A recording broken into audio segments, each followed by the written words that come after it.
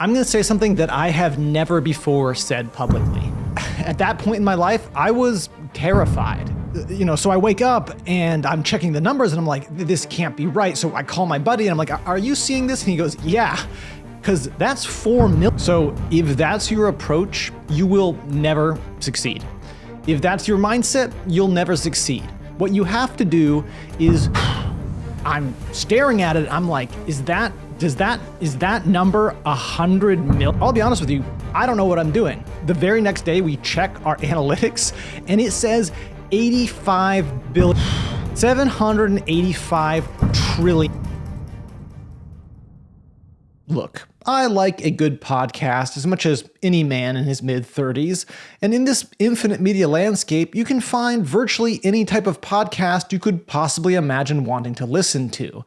But there is a certain well-known format that seems to be the only thing that ever gets recommended to me on YouTube, clips of which constantly appear on every single social media platform, and is, in general, just something people are starting to take way too seriously. I am, of course, talking about the interview-style podcast.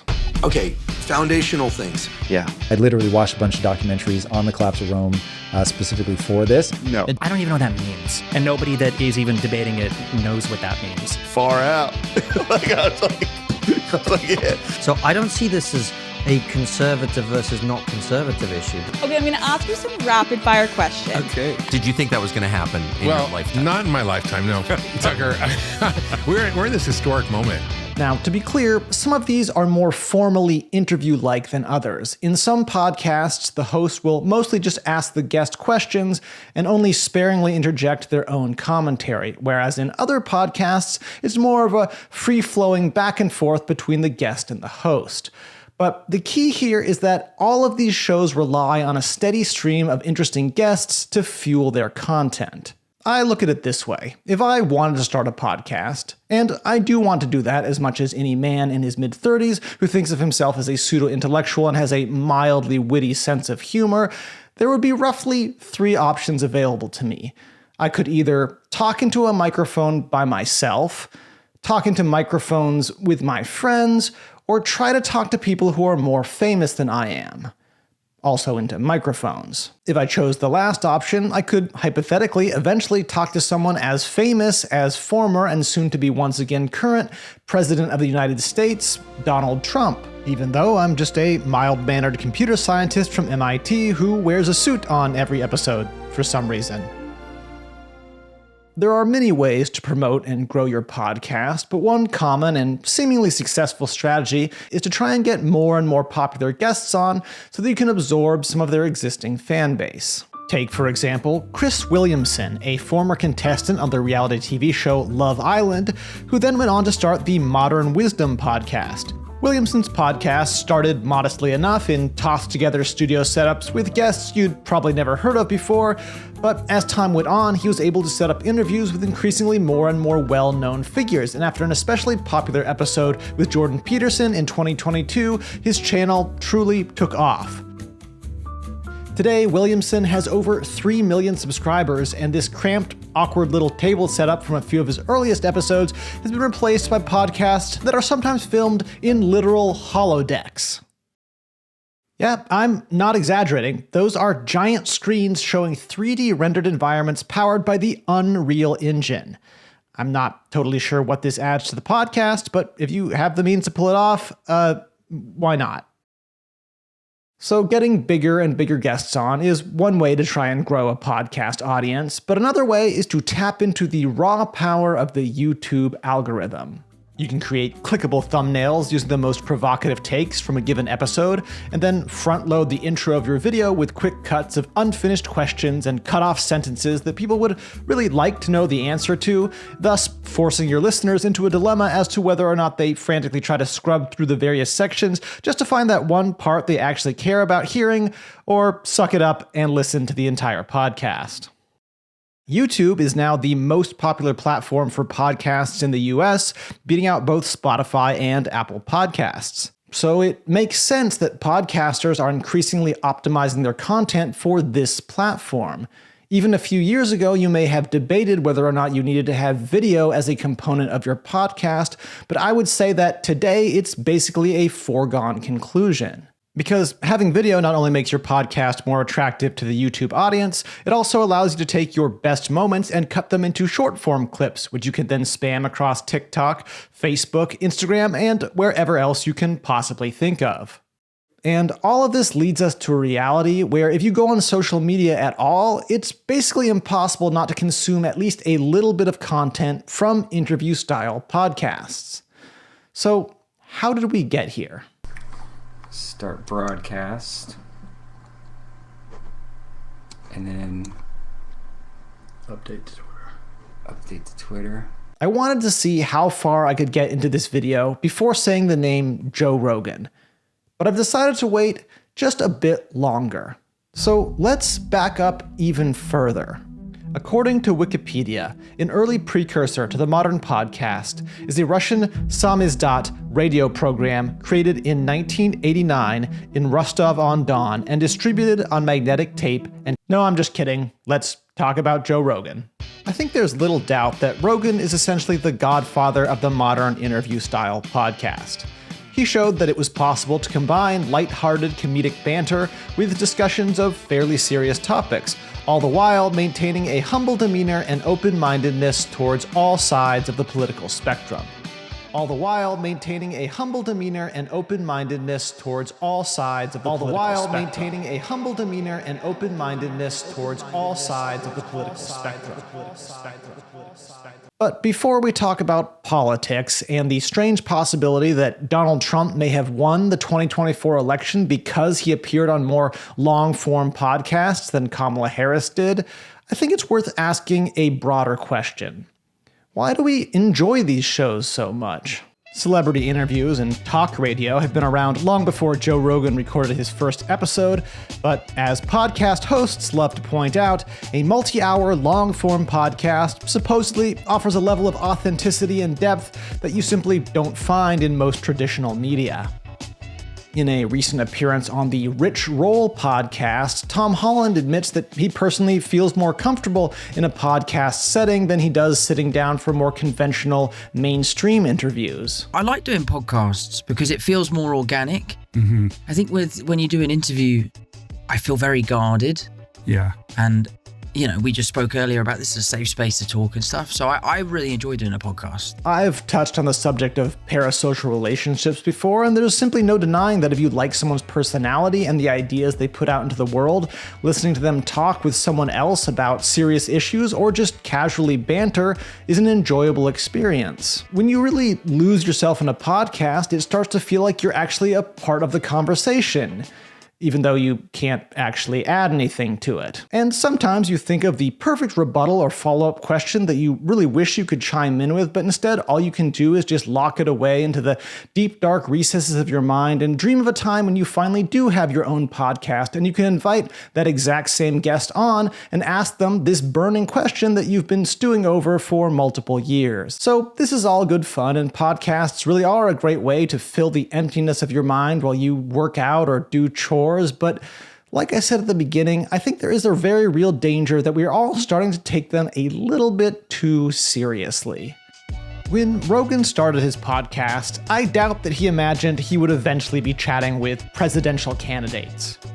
In 2011, when Theo Von started his very first podcast, he also probably didn't imagine he would eventually be sitting down with the likes of Donald Trump, Bernie Sanders, and J.D. Vance 13 years later. In breaking down the so-called podcast election, YouTubers Colin and Samir calculated that Donald Trump appeared on 14 podcasts, collectively earning him 124 million views just on YouTube alone, whereas Kamala Harris appeared on just 5 podcasts for 4 million views. They go on to discuss what this means about our rapidly evolving media landscape and the advantages of a presidential candidate appearing in a less controlled, more casual conversational setting. And look, I think it's a little silly to say that Kamala Harris lost the election because she didn't go on as many podcasts as Donald Trump, but that absolutely is something people have been saying, and I guess we'll never know for sure. And just to be clear, I do think she should have gone on Rogan because whether you love or hate the guy, a lot of people watch Joe Rogan, and if this indeed was the first podcast election, it most certainly will not be the last. A common complaint about podcasts when compared to interviews done by traditional media is that they don't tend to ask a lot of tough questions, and even if they do, they usually accept whatever answer the guest gives with minimal pushback. I think there are two main reasons for this. The first is that if you're going to have an hour or a 2-hour or a 3-hour or even a 4-hour long conversation with someone, you generally want to try to keep the vibes as chill as possible. So a lot of podcast hosts will simply try to avoid confrontation. Of course, there are podcasts that are specifically formatted as debates, but those are a different beast entirely. Mr. Borelli, I'm a lot more literate than you, Mr. Borelli. The second reason is that most of these podcast hosts aren't journalists, so they aren't necessarily going to do a bunch of in-depth research to arm themselves with counter-arguments to what a guest is saying when they come on their show. A lot of times, they won't even do the bare minimum amount of research needed to come up with the most basic counter-arguments to what a guest is saying. And a lot of people will say, well, that's not the point of these shows. It's really just all about the free flow of conversation and unfiltered ideas and free speech, and I'm just a silly comedian, so who am I to say what's true or what's false? And so ultimately it falls on the listener to do their own research and try to determine who is actually worth listening to and who's just a total crackpot who appears on podcast after podcast after podcast for some reason. But this is the thing, a lot of people probably don't ever bother to look up counter-arguments or do research after they finish a podcast. It's much easier to just get drawn in by someone who sounds like they're making a lot of sense, who sounds like the type of person you can trust.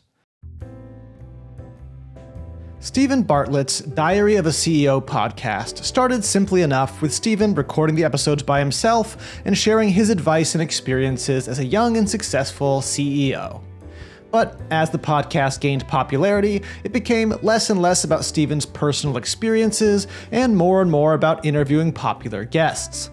Currently, Stephen has over 8 million subscribers on YouTube, and if you scroll through the thumbnails of his most recent episodes, the topics range from the possible existence of aliens living among us to the bold claim that the West is coming to an end.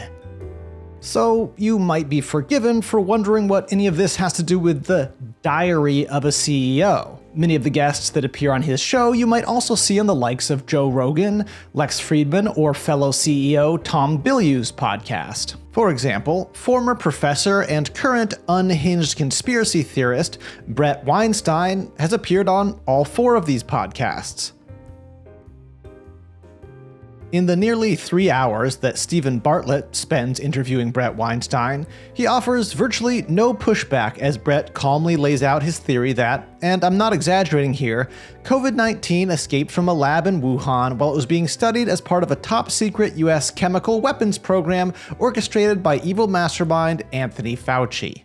The reason that Anthony Fauci was the highest paid federal worker in the US, bar none, that's because he was the head of a weapons program. He also explains his belief that COVID and even the earlier Spanish flu shouldn't even really be considered pandemics, and that ivermectin and hydroxychloroquine are akin to miracle drugs for treating COVID. Numerous studies have found both of these drugs to be completely ineffective in treating COVID. Now, if you're sympathetic to what Bret's saying, or possibly a fan of Bret's own podcast, I would strongly encourage you to look up some counter-arguments. If you're interested, popular science YouTuber Professor Dave recently released a video debunking some of Bret's worst theories, as well as some of those of his brother Eric Weinstein, who also happens to be a prolific guest on pretty much all of the same podcasts we've been talking about. I don't know if Stephen Bartlett believes everything that Bret said while on his podcast, or if he just prefers to remain as neutral as possible, but the effect is the same. If you'd never heard of Bret before and are a big fan of Diary of a CEO, you might simply assume that Bret is a credible person simply because Stephen chose to feature him on his show. Plus, Bret is an eloquent speaker who is good at sounding very convincing. And you might not be too surprised to hear that Brett is far from the only guest Steven's had on his show who's been accused of spouting pseudoscientific misinformation.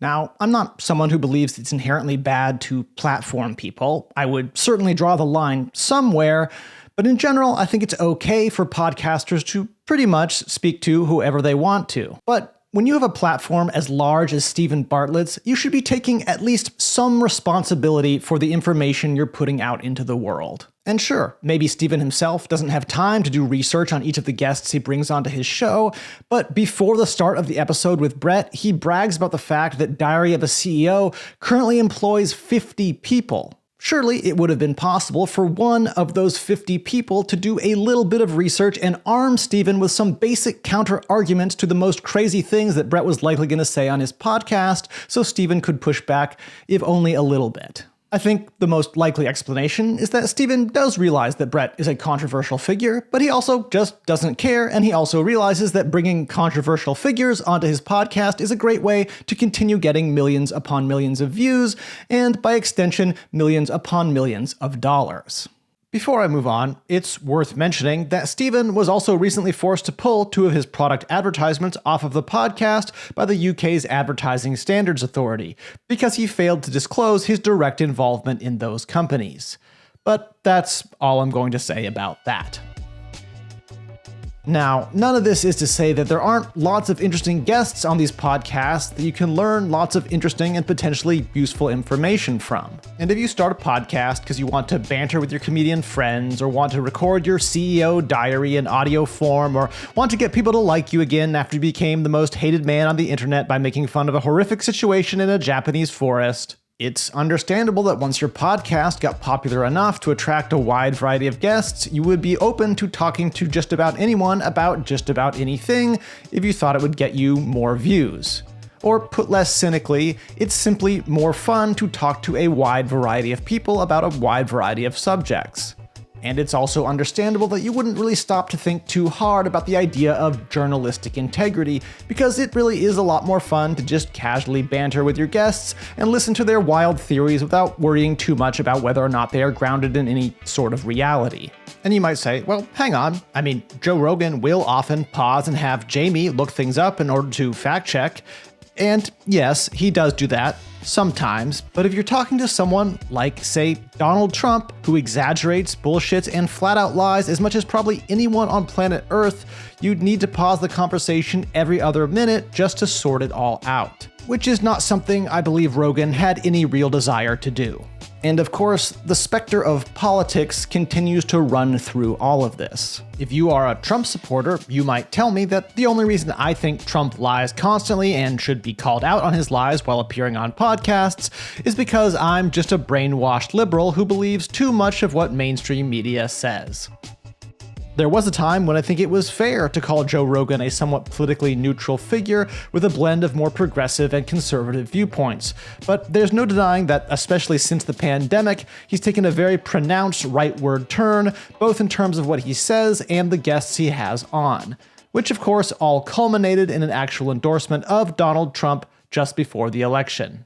And for whatever reason, it does seem like many of the most popular interview-style podcast hosts do tend to lean towards some version of right-wing or libertarian political ideology, with a special emphasis on being anti-woke. Don't worry, I'm not going to launch into a long discussion about wokeness, anti-wokeness, whether or not wokeness is dead now that Trump won the election, and what all of this means for the future of humanity. Tempting though that is. Endless words will continue to be said and written about issues like the limits of free speech, the echo chambers we exist in, whether liberals have lost touch with young men, to what extent bad incentives are driving everything towards clickbait and sensationalism, and I think increasingly people will form their opinions about these issues based on what they hear on podcasts. I mean, probably 75% of everything I wrote in this script is based on ideas I heard discussed on various podcasts. Interview style and non-interview style podcasts are great. They just aren't really a replacement for actual journalism from places like the New York Times or other mainstream outlets that have whole departments dedicated to fact-checking. I mean, to be fair, you can listen to podcasts produced by the New York Times, which in theory use those same fact-checking departments, but my point is the same. So if you're an avid podcast listener, no matter where you align on the political spectrum, try to keep a somewhat skeptical head on your shoulders. And if you plan to be the next Joe Rogan, or Lex Friedman, or Chris Williamson, or Stephen Bartlett, or Theo Vaughn, or Sam Harris, or Andrew Huberman, or Alex Cooper, or Alex O'Connor, try to have some plan for how you're going to hold yourself and your guests accountable to at least some version of the truth before you wake up and find yourself with millions and millions of listeners.